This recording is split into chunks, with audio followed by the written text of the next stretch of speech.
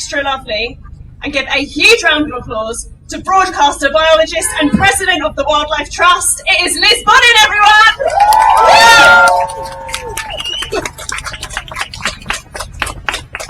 Thank you for the lovely intro. Hi everyone, it's so amazing to see your beautiful faces.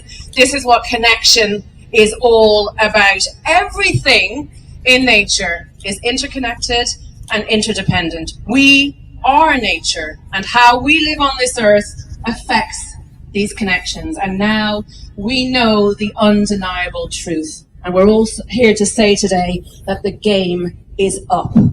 Intensive industries, corporate greed and political systems unfit for purpose are destroying the planet's life support systems that we rely on to thrive, and blatantly disregarding our fundamental human rights for societal well-being. The UK is supposedly the 6th most powerful country in the world, according to a measure that was never designed for that purpose, GDP, that we still adhere to. But we have human sewage and toxic agricultural runoff polluting 100% of our waterways in England. Is this really what success looks like? No, it isn't. We are not consumers to be used to prop up a corrupt system favouring just 1% of the population. We are humans who feel, who love, who dream, who think, a species existing for the tiniest blink of an eye in the planet's history, so closely related to each other, all hailing from the same small spot in Africa. We are so deeply connected to each other, and all of us deserve a healthy natural world so that all of life can thrive. Today, you are making your voices heard, harnessing the power of community and connection, and when we come together, great things can happen.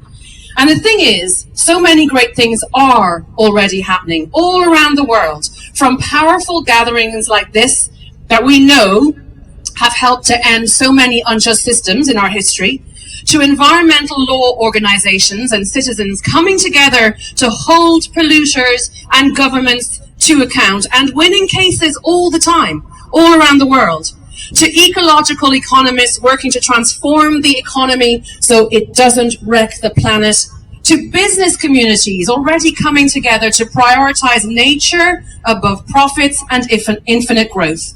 All of them proving that true success, true progress, and the health of the planet are not mutually exclusive. That it is entirely possible to have a thriving natural world, a thriving society, and a thriving economy. The thing is, though, we don't hear about these positive news stories enough.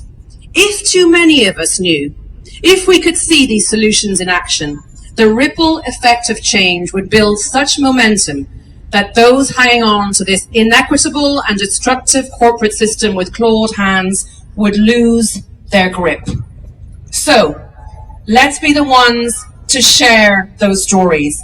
Let us be the positive news that we need to hear. When you go home after this empowering, amazing gathering, please share the story of today and share everything you've heard and are learning about from all our amazing speakers today. Talk about all of this far and wide.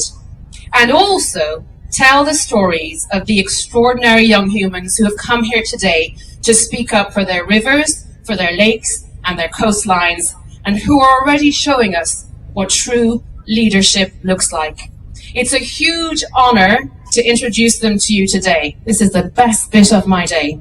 And our first speaker is Ramandeep Nijjar. She's trustee for Birmingham and Black Country Wildlife Trust, and she's a member of the Youth for Nature organisation, amongst many other organisations. Please give her a warm welcome, everybody. I am so grateful to have been given the opportunity to speak today amongst such committed speakers. As a young person, we often feel the sense of urgency, pressure and need for action regarding environmental issues because we are the generation of the future and will be most affected by the decisions made and actions taken.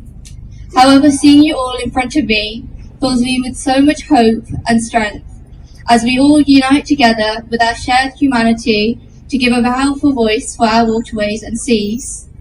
When I have experienced blue spaces, I've often felt a sense of peace mental stillness and healing, so I want more individuals to be able to experience this too. In addition, freshwater ecosystems provide diverse habitats that boost biodiversity, so they need to be restored and protected for the benefit of all wildlife, people and the planet. I would strongly encourage you to build on the momentum of the march and continue to take action in any way you can. Finally, share your personal stories, as one single story told the right way can create waves of change. Thank you.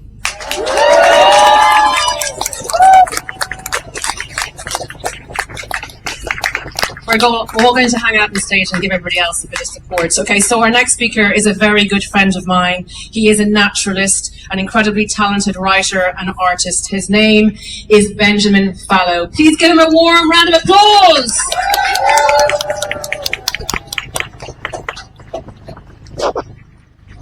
Hello, I'm Benjamin Fallow. Thanks for listening to me today. Water is life and we can't survive without it. I painted this to show how our rivers can be if they're not polluted. On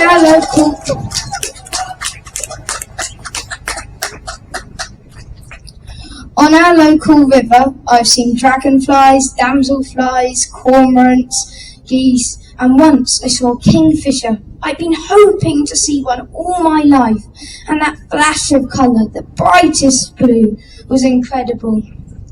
Sir David Attenborough said, all wildlife is dependent on water, but our rivers and seas in the UK are in trouble. At the moment, raw sewage, chemical pollutants and farm waste are dumped into our waterways. Every single river is polluted.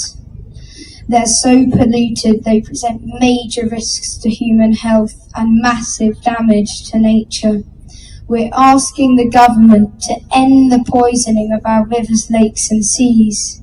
You are the people with the power to stop polluting our waterways so that wildlife, nature and us children can thrive. We're here asking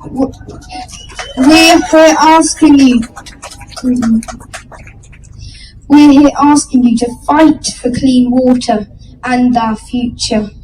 We're not separate from nature. We're part of nature too, and we can't survive without it.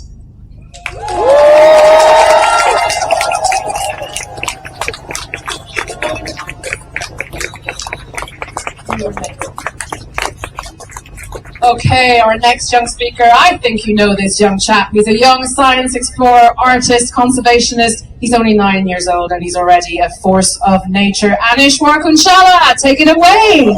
Hello, London! Hello. How are you all?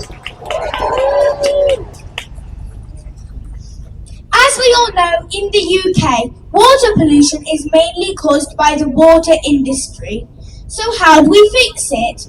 Grown-ups in that building are struggling to make right choices, so they need to listen to our voices and come up with solutions that would prevent the water industry from disposing chemicals and harmful sewage into our rivers and seas. One thing we all can do is definitely trying to restore our wetlands and woodlands, which naturally reduce pollution. Another thing the government can do is making more green spaces in our towns and cities, which naturally reduce the excess water and in turn reduce water pollution, which is when the sewage goes into our rivers and seas.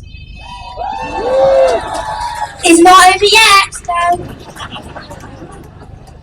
Water pollution is a much bigger problem than we see.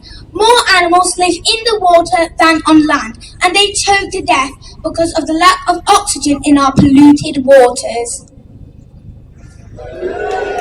I know, it's terrible, absolutely terrible.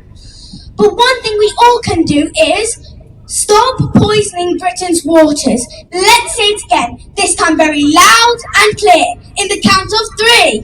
1, 2, 3. Stop poisoning Britain's waters! I can't hear you! One more time! Poisoning Britain's waters! Come on, we can do better! One more time! Stop